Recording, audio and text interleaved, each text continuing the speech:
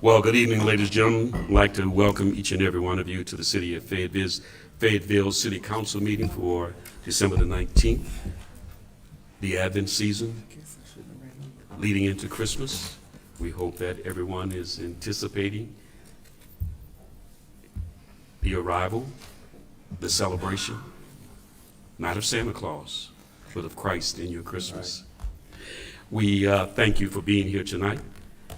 We have an agenda that has been presented, and it is available if you want to see our city clerk in the hard copy. It's also projected on the screen. At this time, I'd like to call the meeting to order. And on tonight, we've asked Dr. Naya Glover, Councilwoman, to lead us in our opening prayer. And then we ask if you would be kind enough to stand and cite our Pledge of Allegiance. Councilwoman Glover. Bow our heads, please. Heavenly Father, we come before you today asking for your guidance in the matters at hand. Help us fully understand and implement the needs of the people for the city of Fayetteville. Help us to navigate any challenges with a solid mind, open hearts, and a listening ear. Strengthen us in all adversities that we may face together. God bless the city of Fayetteville, all citizens, staff, and council. In your name we pray. Amen. Amen. Please stand. I pledge allegiance to the flag of the United States of America and to the republic for which it stands, one nation, under God, indivisible, with liberty and justice for all.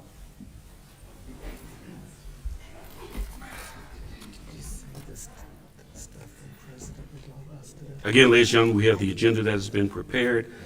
Council members, what is your pleasure with the agenda? Move to approve. Second. Properly moved and seconded that we approve the agenda as presented. There are no other corrections at this time. I will entertain them. Well, we did have the motion. I'm sorry. I'm a little discombobulated this evening. If y'all haven't figured it out, I had something going on, and I just trust and hope that you will bear with me this evening. So at this time, the motion has been made to approve the agenda, and then it's been seconded. All those in favor signify by saying aye. Aye. Any opposed, nay. Presentations. Our city manager is going to present information on House Bill 581. Floor is yours, Mr. Gibson. We skipped over. Oh, I'm sorry. Thank you so much. Like I said, please accept my apologies. Okay, thank you for keeping me directed. Okay, the approval of the minutes of the November 21st, 2024 City Council meeting. What is your pleasure? Move to approve. Second. Properly moved and seconded. Any unreadiness? Call for the vote. All those in favor signify by saying aye. Aye. Any opposed, nay. And now, our city manager, House Bill 581. Good evening, Mayor and Council. Hope you're all doing well. As you all know, we've been talking a lot about House Bill 581. Not so much as a group, but we've been sharing information, just updates on what's going on with this particular bill. It's a very important bill, and we've been working with the other cities and the county to try and figure out a unified approach to how we want to address this particular bill. So I'm just going to basically give just an overview of the bill, some of the bits and pieces of it. If you have any questions or concerns along the way, just ask the question and I'll try and answer it the best I can, and Mike can help out as well. So the background, as you all know, so the lawmakers, this state Senate took the considerations of the residents and the constituents throughout the state because of the skyrocketing assessments that were happening, and they wanted to address it. And during that time, the House was also dealing with a particular bill, sales tax bill, to add additional sales tax within Augusta-Richmond County. And somehow along the way, these all got together, these bills, and it came out to what was called House Bill 581. The Georgia House and Senate both backed the bill, with voting 52 to 0 in the Senate and 164 to 2 in the House. The bill was signed by the governor on April 18th, 2024, and during that time, between now and April 18th, 2024 and now, there's been a lot of discussion about the makeup of this particular bill. We've been studying it, the GMA, ACCG, a lot of different information, so we've been looking at it very closely. The referendum was passed statewide 63% to 37%, And in Fayette County, it was 57% to 43%. But once again, my big concern with the whole process was, did everyone know what they were voting on when this bill? I don't think all the information was properly shared. But anyways, we have the bill and we're working through it. So there's three main components of this bill, and I'm only going to talk about the main two parts. You have the procedural changes to property tax assessments and appeals. So your tax bill will be a bit different. There'll be more information on your tax bill, and that's just one of the procedural changes. But I really want to talk about the statewide floating homestead exemption, the big part of this particular bill, and then also the new flexible local option sales tax, the FLOST. So the floating homestead. You like the picture? Took me a while to find that one. No. So this is a base year floating homestead exemption with an adjustment factor, so it's actually called an adjusted base year homestead exemption. How this will work, it's your home's base year value, which will be 2024. So next year, your property tax, with the exception of any new growth, will be the same as it is this year. So our collections will be the same with the exception of new growth for next year's revenues for property tax. And each year after that, it can only increase can't increase greater than 3%. Now, they say it's based on CPI, but we still haven't, we don't know if it's the Georgia Department of Revenue will make that decision on what that percentage will be. We're assuming it's going to be the CPI. So when you sell your home, the assessed value resets and is now based on the 40% of the new purchase price. So I'll talk more about that in equity in this particular bill when we get further down. So I'm going to walk through a quick example. If we have a property with $160,000 taxable base year value and a fair market value increase of $10,000 the following year, so now it's worth $170,000. The CPI, for example, is 2%. The following year, then the base value of $160,000 may be only increased by the 2%. So now you have $163,200, but the $6,800 is now your floating exemption for that. So you'll be paying taxes on the $163,200 in the second year. Until the time you sell your house? When you sell your house, it starts over Yeah, again. but I'm saying, if it's 2024, and you don't sell your house till 2086, it stays at that number, whatever it was in 2024 plus. That's the base. That's correct, sir. Yes. With that, only the increase up to the 3% every year. Right. So for homes first receiving the exemption in later years, Councilman Hoffman, as you just asked, the base year assessed value will be now the assessed value for the immediate preceding year. So similar to other homestead exemption, the value will be reset when the home is sold and is adjusted with substantial property change. Now, if you have substantial property changes on your property, those will be not included. They'll be counted towards your taxes. And homeowners cannot transfer exemptions to new property. That's a big part of the bill as well. So what are the effects of this floating homestead exemption? There's controls. There's hence increase in the home value each year is now controlled. It can't exceed the 3%, right? And so for our team, for our city, we've been pretty conservative in our budgeting estimates. So we're usually about 3 to 4% every year. The last 2 years, we've had a previous year 7% increase and 14% previous to that. But we've always budgeted in the 3 to 4% range and been very conservative in that manner. Homeowners who already have a homestead exemption will receive this exemption automatically if the city opts in. The bill will not apply to non-homestead properties, non-homestead residential, commercial, and industrial. So we're just dealing with homestead properties. For taxing jurisdictions, this will inherently slow the rate at which the tax digest grows, ultimately impacting revenue growth. Like I just mentioned, since we're pretty conservative, this may eventually impact us. But I think we're pretty good with our economic development initiatives that have happened here to cover any revenue losses that we may face, but you never know. We may have to increase our millage at some point to make up for some losses. It will create property tax inequities, given that homeowners with the same fair market value may be paying different property tax bills. And I'm going to show that example here, Councilman Hoffman, like you asked. So you have a house Someone bought a house in 2025 compared to buying it in 2035, your neighbor. So if I bought my house 2025, my tax burden on I pay $250,000. My house is now in 2035 worth $500,000. My neighbor next door comes in, they buy the house for $500,000. They're now, their tax burden is going to be more because their assessed value, the base value now is set at a different rate. So their tax burden will be based on $200,000 of assessed value, whereas my house would be 2025, it'd be 134. So that's that tax inequity in this process. You may have the same value, but you're paying more taxes. So it's saying that you stay in your home longer, you benefit more from this particular bill.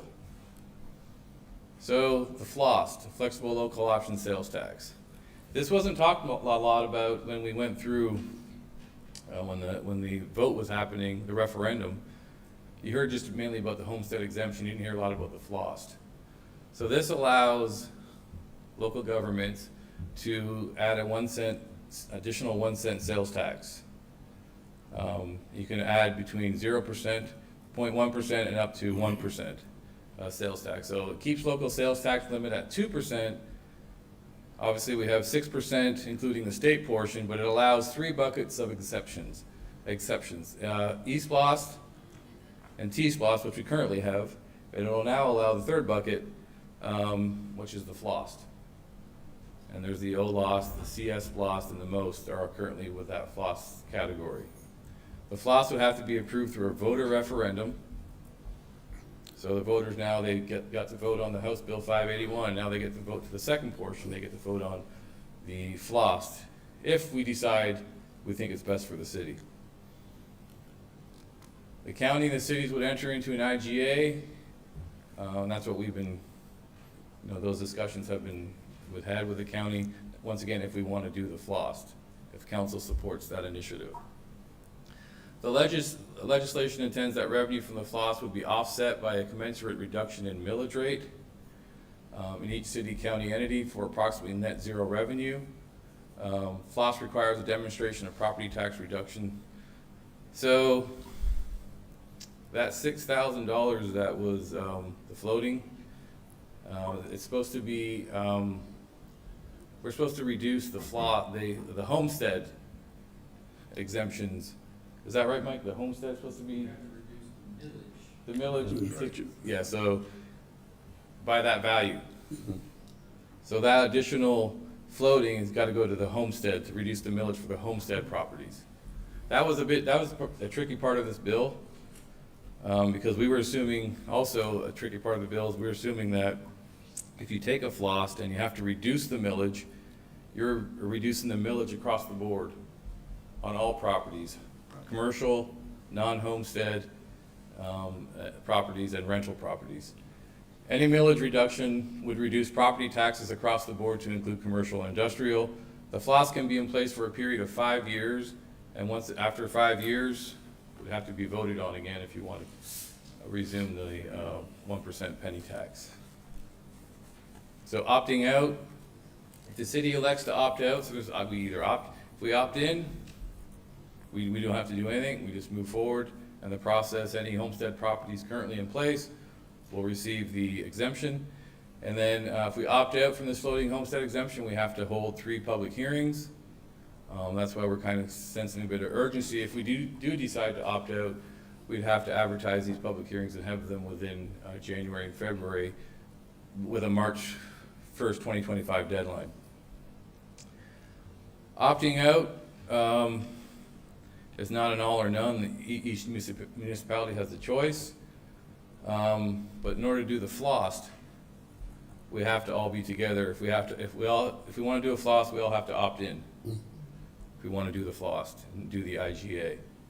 If the city's county decisions are different, some opting in and some opting out, like I just mentioned, this will result in homes having different taxable values, which creates chaos for the assessor's office, tax assessor's office, and could result, and I'm not saying it will result, but could potentially result in the county doing taxes differently and maybe charging us a rate for all these changes that happen. So that's why we're trying to be in sync with each other. all the municipalities in the county to be sure that we're all on the same page. There is a possibility if we opt out that the local legislative delegation, this is critical. If we decide to opt out, the local legislative group has 30 days to decide if they want to do a separate legislative act or bill that forces us to do the exemption. So there's that 30-day gap from the end of the session where they can potentially pass legislation to force us into doing this particular homestead exemption. So there's that possibility. So policy considerations, this is a policy, obviously a policy decision with pros and cons. Like many bills, the floating homestead exemption rewards homeowners, especially those that reside in the community for a long period of time. After this legislation takes effect, taxes do not disappear, they only shift. In this instance, the taxes are shifting from homestead properties to all other properties, which can be a concern for economic development. If your industrial base and your commercial base is bearing the brunt of the taxes, the property taxes in your community. And then since the floating homestead exemption slows the growth and value for residential homestead properties, it will create some upward pressure on the millage rate. Like I mentioned earlier, this could potentially force our hands to maybe raise the millage rate. So which really doesn't solve any of this problem. So I just want to mention to council that the plan when we do economic development is to bring businesses and jobs to our community to raise the tax base, our industrial and commercial tax base, with the hopes that what they're talking about through this exemption process is that we can lower our millage, right, to help with the situation. Now they're forcing our hands. It may be more difficult for us to lower our millage, but we still have that option down the road. But in talking to the cities and mayor, you can chime in on this if you'd like. We've been talking to the other cities in the county.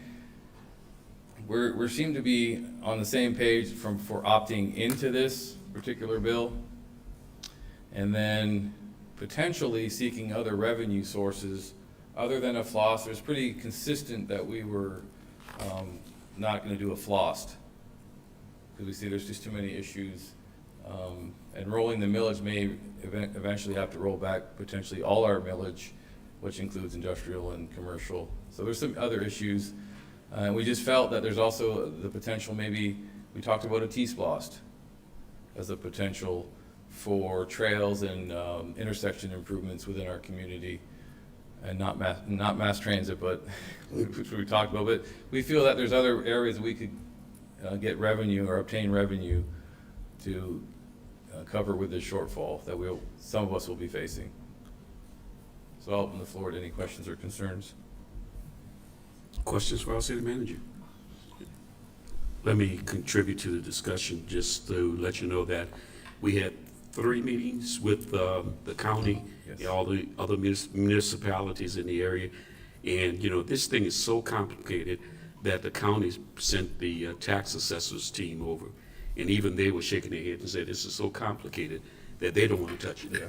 So it's easier for us to opt in, because if we opt out, then we at the will of the state to come up with the figures on the tax base. So it's the lesser of the 2 evils, so to speak. So we're waiting right now on the county. They're gonna have some discussions, and I would suggest if the council's okay with it, that we may have a town hall meeting in January just to have dialogue with our residents. We understand where the state senate was going with this particular bill. Assessments are high, and we understand that. Is there other solutions potentially? We didn't really talk about it. So it was kind of just there and voted on and moved forward. And so we're just still gonna continue to work diligently to see what other revenue sources we could. And there's other discussions that we can maybe do our own homestead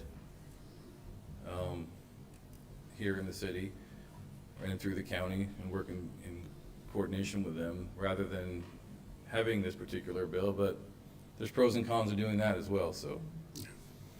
And we're not looking tonight to take a vote or anything. We just provide this for information purposes. However, there may become a point where we ask you opt in and opt out, and then we'll have to go before the county and let them know, and the other municipalities, and let them know how we choose to approach it. So, Well, now rental property really, it doesn't affect anybody, so people with rental homes and so on, they're gonna still be paying the same taxes they paid in the past at the additional rates, whatever it goes Yes, up, correct? that's, yep, that's, So that doesn't help me out at all. yeah, that's non-homestead, yes. Oh, Mike. honestly, all they've done is just shift the tax burden to the local levels by passing this bill. Mike, did you have the percentage of, the homestead in the city? The percentages? It's 60 of the residential property, it's $1 billion. 65% of it is homesteaded, and 35% is non. I think we worked some numbers, the first year would be like a $70,000 hit, and then maybe, then upwards of $170,000. But what we see, like I mentioned earlier, our revenues coming in we're gonna easily cover some of that. But the concern we would have is like the 10-year point, which may even be better for us revenue-wise in terms of some of the economic development going on, but we just don't know at this time. I would hope we have more growth in the next 10 years. than Yes. offset it. should, yeah. I mean, that's our goal to start with, so Yeah. hopefully we'll be in a better position. We should be more than any other city within the county, given QTS and potentially, Trilith coming up on their expiration of the incentives, so. Yeah. In the last 6 years, we have averaged 2.54% in new growth in the diamond. Our 10-year picture we did in 2019 was based on a 3% growth every single year. So that 0.5% growth that we would not have, we'll make up for in other revenues like local option sales tax, which generates more money every single year. So I think the worst case scenario is that next year there was absolutely no building, no growth, no nothing within the city, and no reassessments. The maximum it costs you is $245,000. It looks like it's gonna be more around that $72,000 to $75,000. So it's something that we definitely can work our way through for this first year. It would seem to me that the small rural Georgia towns are gonna suffer more than anybody else under this House bill. Well, there's some communities too that if you do the FLOST, like for us, 5.5 million comes in for loss right now. We have 11 million collections. It could potentially, where they don't have a millage at all. Yeah. That's what this could lead to, and I think that could be pros and cons to that as well. But we But would that also- way economic development wouldn't be beneficial. Would also depend on the citizens passing those referendums. too, Yes, that's which true, would yeah. be- I don't That's- think anybody's really into raising their own taxes by sales tax. Of course, as we know, it's failed before. Yeah. So you're kind of hoping that that happens. And another issue is too, if your surrounding counties say they don't do a FLOST and you do, and now they're shopping over there and not shopping over here anymore, because it's just it's 1 cent, but it still adds up, especially with today's costs. I'm talking about the commercial and the industrial cost of this. They're going to be limited to the 3% too, correct? No. Just No. do not No. affect So commercial. their property values will still be taxed at a Yeah. regular. Our concern at first was that if we did a FLOST, that when you lowered the millage, it would lower commercial and industrial millage as well, across the board, all our millage. But we started looking into that a bit more. We don't think that's the case, but let's say there's still a lot of unknowns that we're still trying to work through with some of the tax laws and that. Okay. Well, thanks to our good management of our staff, we are in a better financial position than probably a lot of cities. And we Most thank you for doing the good job you do, and Lori's just gonna have to work harder. Buy more property, Lori. I do want to make sure that if there are any citizens here who have questions, give you the opportunity. Okay. Thank you very much, City Manager. We really appreciate your extensive explanation on this. I'd like to move on to public hearings. Consider 0-2524, final amendment to the fiscal year 2024 budget, presented by our County Manager, Ms. Karen Austin. Good evening, Mayor and Council. Good evening, Thank you for Karen. having me today. Tonight, we want to talk about the final budget amendment 2 for fiscal year 2024. We had a great positive year this fiscal year. We brought to you in April a budget amendment 1, and we haven't had to come to you yet until now when we're in audit season, where we're concluding our audit, and these are our adjusted budget numbers we need to bring our revenues and expenditures to actual. So on the board, here's a summary of all of our funds with the exception of SPLOST 2017 and SPLOST 2023. We came to you in July to adopt the 2024 budget for the funds above, and we adopted the budget at $44,802,545. For Budget Amendment 1, well, let me back up. We went into the budget very conservatively, like Ray said, and we budget conservatively. And we asked our staff to present a budget that was conservative, and we would come back at mid-year and address additional needs that were going to be needed. And that's what we did in Budget Amendment 1. And like I said, we're just cleaning up additional revenues that we collected at the end of the fiscal year of July 31st. So we're presenting a final amended budget of $74,780,763. So the first budget we want to talk about is general fund. We adopted a budget for general fund for $24,286,759.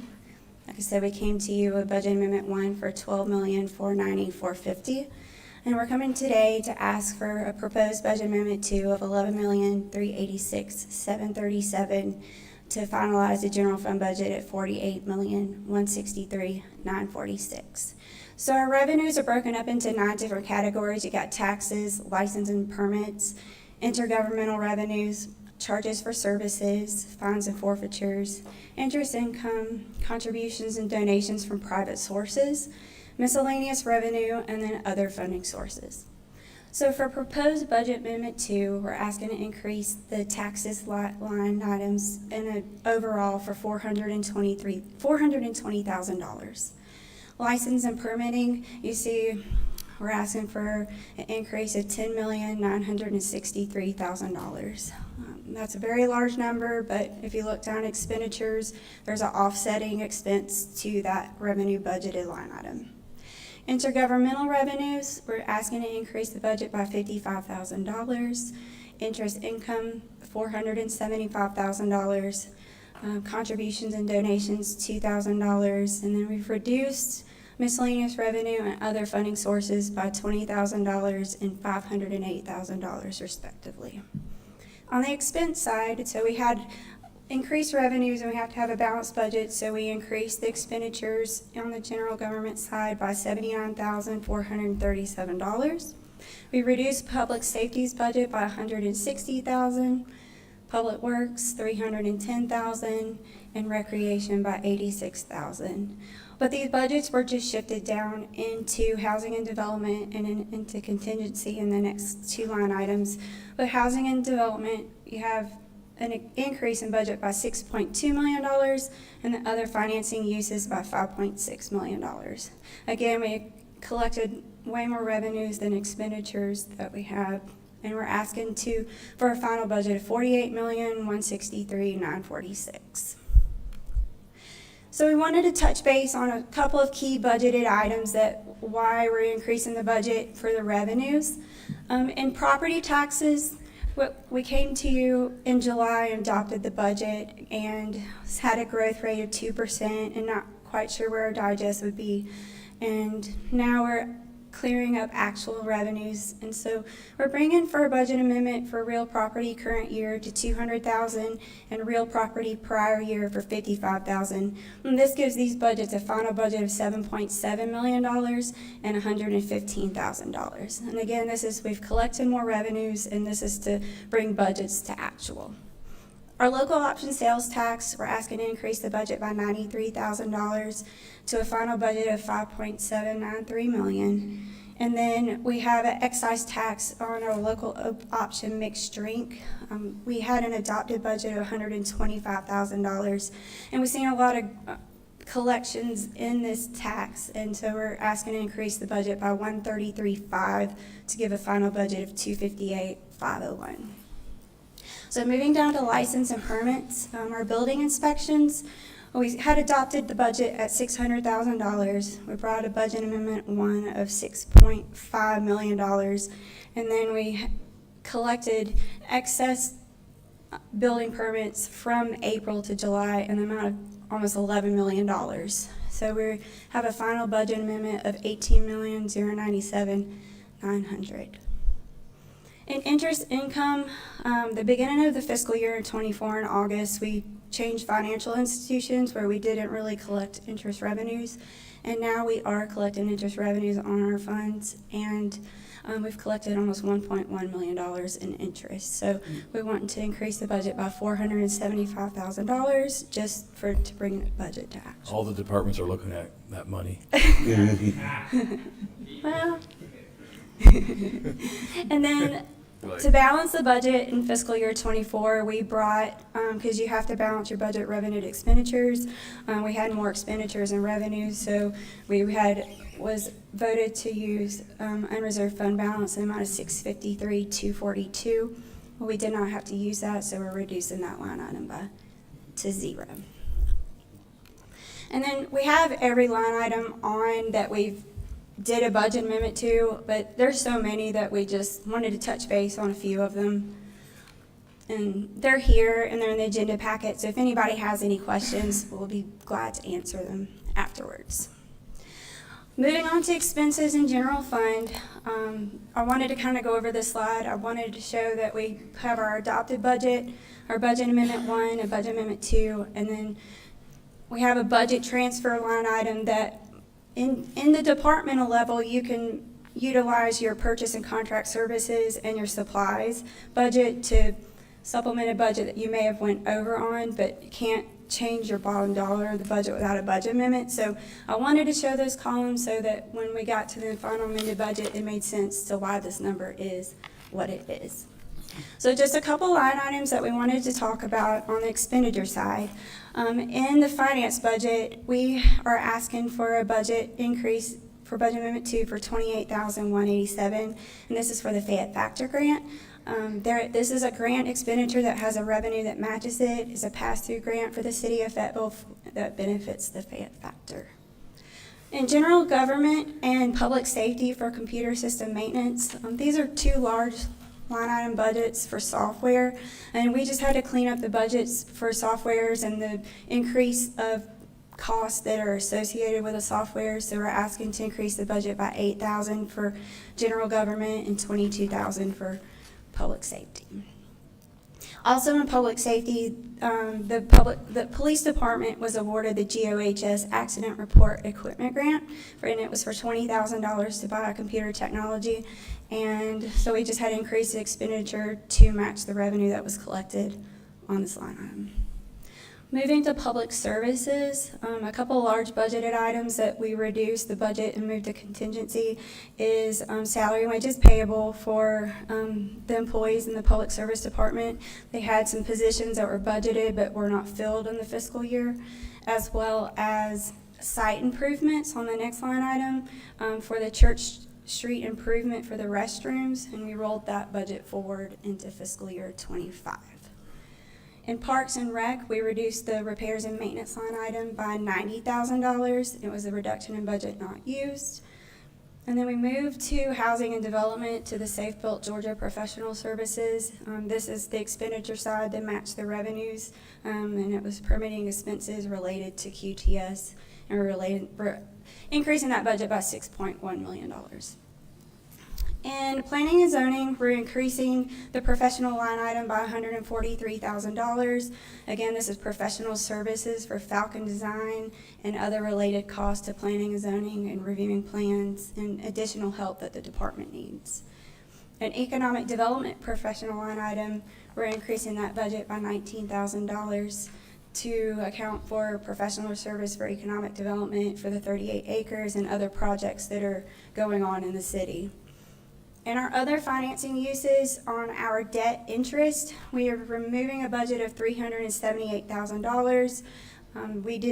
We over-anticipated how much our debt service was going to be just to ensure that we had enough funds to cover that, and we did not, our budget was at $1,023,000, so we reduced that budget And then we shifted a lot of budget down into contingency, and that large budget of $6,045,452, and that's the budget, the revenues to the expenditures. Karen, just for clarification on the Fayette Factor grants, may want to clarify that for council, that they apply for the grants and they have to use us as a pass-through Yes, to manage that grant?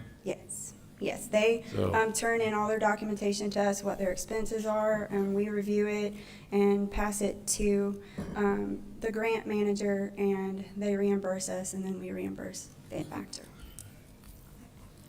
And then again, here's the expenses, every budgeted line item that we did a budget amendment for. There's so many that we can talk about them at another time, but we just have to clean up the budgets for year end.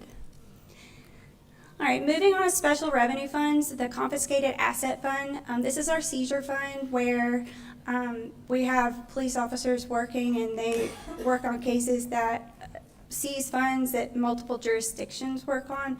And so we budget a nominal amount every year. We begin the budget with 45.5 and then true up the budget at the end of the year for any revenues that we collect in excess of that. And this year we did collect more revenues than anticipated. So we have a budget amendment of $13,000 to a final budget of $58.5.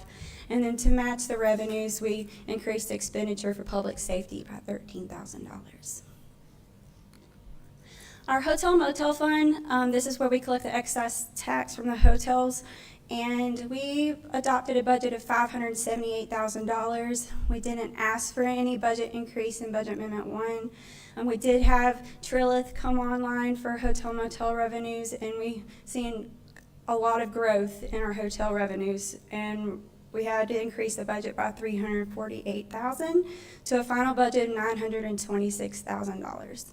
Now, these funds are allocated to the Main Street Tourism Fund, so you see a matching expenditure and other finance uses that is transferred to the Main Street Fund. So moving on to the Main Street Fund, you will see the budget amendment 2 for $348,000 here. And we didn't ask for any other budget amendments within the fund. They have an adopted budget of $1.24 million. We had a budget amendment 1 of $97, and now we're asking for $348,000 and a final budget of $1,596,000. Our Veterans Memorial Fund, this is a contribution fund where somebody donates money to our 501c3, and they've been continuing to donate to us. So we adopt the budget with $225, and we collected $655 in excess to a final budget of $880. Our Cemetery Trust Fund, we always adopt this budget with $25,000. There's a contract on this with the Cemetery Trust Fund, and this is what our maintenance is with a matching expenditure. We had an increase in interest revenue in this account, so we just increased the budget by $1,000 to have a final budget of $26,000. Moving on to our capital project funds. So capital projects funds for fiscal year 24, we had an adopted budget of $1.7 million. We presented budget amendment 1 for $50,000, and we have a proposed budget amendment 2 for $2,350,000. Of that budget amendment, we're seeing we had an increase in revenue and intergovernmental revenues for $150,000. This is for the FCDA alleyway grant to match. They're giving us funds for the alleyway project. We are increasing the LMIG budget by $290,000, which is due to a LMIG supplemental grant that were used for road surfacing projects. We had an increase in interest income in $26,000, and that's just the interest proceeds we've earned after acquiring the bonds. And there are other financing uses is for $1.8 million. And again, this is for our bond proceeds for the alleyway project, the lease purchase, and then an operating transfer in from impact fees that were used to retire debt this fiscal year. So our expenditures in the capital projects fund, we had a little bit of changes in technology for $4,500. The general government we're increasing the budget by $1.7 million.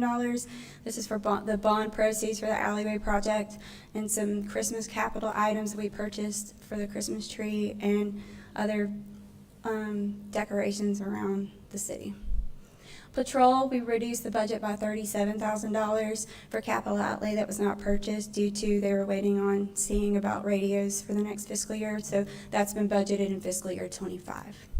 We're increasing road, streets, and bridges by $300,000, and again, this is for LMIG projects and then the purchase of public works vehicles. We reduced parks and areas, and we increased planning and zoning. This was just an adjusting journal entry from our auditors for the bond proceeds. And then we increased debt service by $336,000, and this was a retirement of debt for the purchase of a fire truck. Moving to the impact fee fund, we adopted a budget of $497,540. We increased the budget by $550,000 for budget amendment 1. Proposed budget amendment 2 is for $226,505 for a final budget of $1.2 million. And we had increased revenues collected on impact fees for properties in the city. And then the only increase in the expenditure was in fire station and buildings for $226,505. And again, this was for the retirement of the debt of the fire truck that's funded through impact fees that are transferred to the capital projects fund. Our TAD fund, we adopted the budget at $610,000. At budget amendment 1, we increased the budget to $245,000. And then we're asking to increase the budget by $56,500. That's just increased tax revenues that were collected to have a final budget of $911,500. And then we increased the budget and purchase contract services to match the revenues collected. Moving on to our enterprise funds, the water and sewer fund, we adopted a budget of $9,872,053. We did a budget amendment 1 of $640,000, and we're proposing budget amendment for $843,726 to a final budget of $11,355,729. So in charges for services, we had a rate increase for water and sewer, stormwater, and then we did a sanitation raise in the end of fiscal year '23. So we're seeing a full year of revenues from those increases on charges for services. Interest income, we had an increase of interest, new bank, new money, final budget $113,726. We have other miscellaneous income increase for $704,000. This is a contributed capital increase due to some equipment being purchased out of SPLOST 2017, and it needed to be accounted for in the enterprise fund. So we recorded that contributed capital in the water fund, and that's why you see such an increase in that line item. Other financing sources, we asked for a $500,000 budget amendment in April. We did not use that $500,000, so we're just reducing the budget to actual. And then we spreaded the expenditures for the budget amendment to clean up some budgets in general government and stormwater maintenance. And then we shifted budget from wastewater maintenance to the wastewater lift station by $34,000. And then the contributed capital was accounted for that $639,498 to match the budget of the revenues. And then our other financing uses, we increased the budget by $158,625 to bring a final budget of $708,625. And this is just a pension expense adjustment. That's a journal entry made by our auditors to record pension expenses. And our last, no, I'm just kidding, our solid waste fund. Teasing, okay? We had two more. Our solid waste fund, we adopted a budget of $1.2 million. We didn't increase it. Budget amendment 1. Budget amendment 2, where we had the rate increase for the sanitation services, we're increasing the budget by $120,500 to a final budget of $1,347,320. And then to match the expenditures with the revenues, that increase under contract labor. And our final budget is our self-funded insurance fund. This is an enterprise fund where we account for our medical service plan. So we adopted the budget at $1.8 million, increased the budget by $442,000 for budget amendment 1, and then We're cleaning up the budget at year end at 1.143 with a final budget of $3,395,055. And this is just insurance premium collections from employer and employee and retirees. And then we also get revenues for plan rebates, and then we had interest income for $24,000 for the year. So that is all I have. If anybody has any questions. All right. We did a phenomenal job, Karen. I realize that's a lot to cover, but council members, any questions for Ms. Austin? Hearing none. Are there any citizens on this budget item who have questions? Thank you. Outstanding job to the Finance Department, as Councilman Hoffman has stated, keeping us in the black. Okay. Thank you very much. Appreciate you. So, consider 0-2524. What is your pleasure? So move to approve. Second. Properly moved and seconded. Any in readiness? Call for the vote. All those in favor signify by saying aye. Aye. Going on to new business, consider resolution R-6424, the approval of request from Arkwood Brewing for public art enhancement located at 250 Lee Street, presented by our planning and zoning manager, Ms. Julie Brown.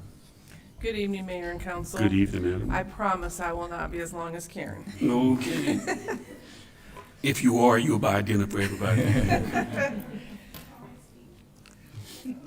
So, the city received a PAE application from the owners of Aqua Brewery. They'd like to install a custom-made metal tree or a sculpture on their property. If anybody's familiar with the Love Locks type of sculpture, that's what it would be. They'd like to display it, right up here in the front, near their landscaped entrance. And this is an example. The one on the right is what they submitted to us, but the one on the left is a picture, I believe it came from somewhere in Russia. But that's the type of sculpture that they're looking to have installed. And then this is just a close-up. You can see the previous picture, it was like metal spikes, and this is more rounded where the lock's attached, looks much safer. So because we don't currently have a PAE process for review, we just wanted to bring it to council and see how you felt about it, but we feel like it would be a great addition.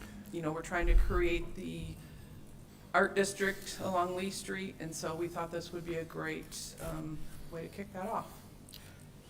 Okay. Good start. The applicant is here if you have any questions.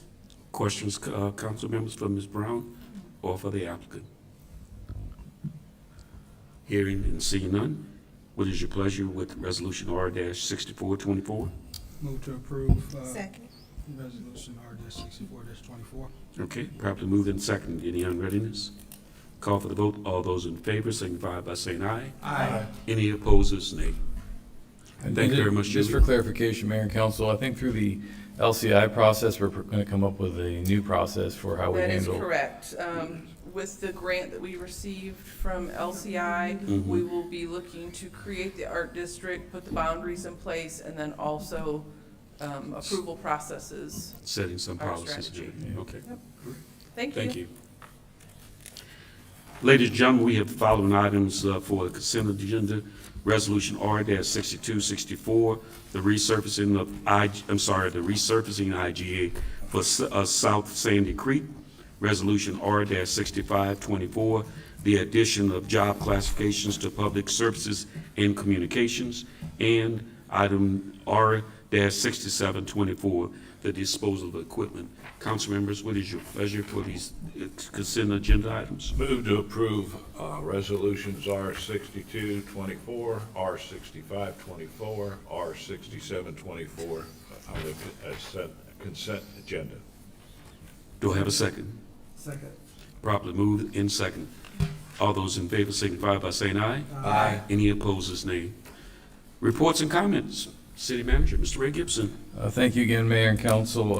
Just a few items. City Hall will be closed tomorrow from 11 a.m. to 2:30 p.m. for our Christmas luncheon here at City Hall. And then also for the holidays, City Hall will be closed Wednesday, December 25th through December 27th, and as well as January 1st for observation of New Year's holiday. Also, two other really big items. Alan Jones, our Assistant City Manager, will be turning 60 on Saturday, so happy birthday, Alan. He's been here 55 of those, I think. And then our mayor will be turning 70 on January the 2nd. I didn't want to say it, Mayor, but 70, that's great. Who 70. twisted your arm to say that? On January 2nd, so happy birthday, Mayor I'm Johnson. gonna get you. I'm gonna get you. Thank you. And I just want to wish everyone and their families and our staff a Merry Christmas and a Happy New Year. Thank you very much, City Manager. Council members, anything to report? Any comments? Well, I will say, I want to commend our Main Street group and those on the parade. It was an excellent parade. I thought everybody had a good time. I think we had a great turnout at the park later that afternoon. And I was impressed with as many people that went through the mental health tent.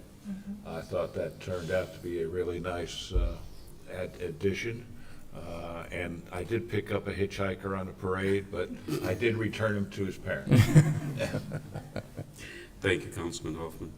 Any other council members? I just want to say thank you to all those that participated and supported the mental health initiative, as well as just the individuals on the board. They did an outstanding job, and congratulations to all the winners of the self-care items. And we just look forward to many things to come in 2025. Thank you, Councilwoman Glover. Appreciate your leadership on the council. Ladies and gentlemen, I don't have anything to report other than, again, make my apologies. I was, Mention the mayor. Against still, yeah. oh, yes, I will. Okay. We had a rocky start to the meeting because of my inarticulation. I assure you that's because I'm on some medication, and then I apologize, but I hope that you would understand that.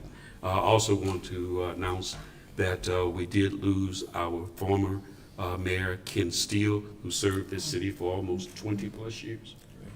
20-plus years, right, Alan? Okay. Really a great leader. He passed this morning, and we ask that you keep him and his family in your prayers. We'll get more information out for those who worked with him on the funeral and homegoing services. So. And again, I wish everyone a very Merry Christmas. I hope it is a blessed, safe Christmas for each and every one of you.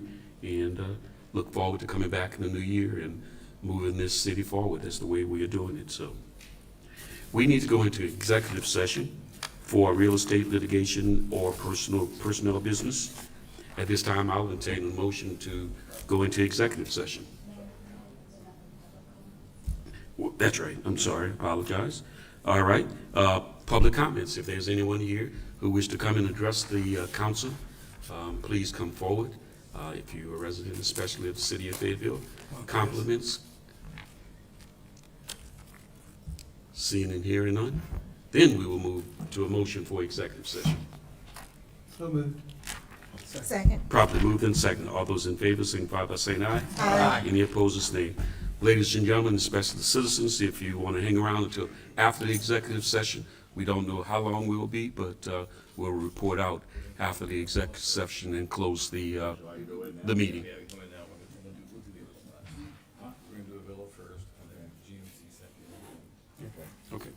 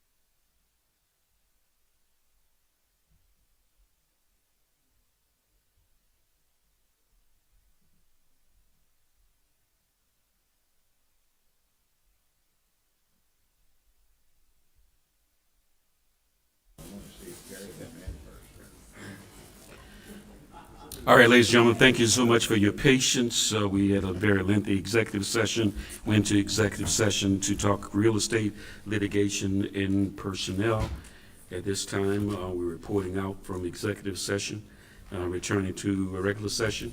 And I believe there's a motion from the floor from our clerk. Ms. Chelsea? Need a motion to return to regular session. We did that. Okay. You- And then, the next one is the board appointments, and it'll be for the library board, public facility authority, ethics, planning and zoning, DDA, and Main Street tourism, and it's for the appointments for terms beginning January 1st, 2025. Okay, you heard from our circuit clerk what our requirements are for filling those board appointments. So I have a motion, So moved. Second. properly moved and second. Any unreadiness? All those in favor signify by saying aye. Aye. Any Mayor, shall me abstain? abstain? Yes, sir. You have one abstainer. Thank you so much. City manager, is there anything else coming before the council for tonight? No, sir. Okay. I will entertain a motion that we adjourn. So moved. Second. Properly moved and second. Those in favor signify by saying aye. Aye. All right, ladies and gentlemen, thank you so much.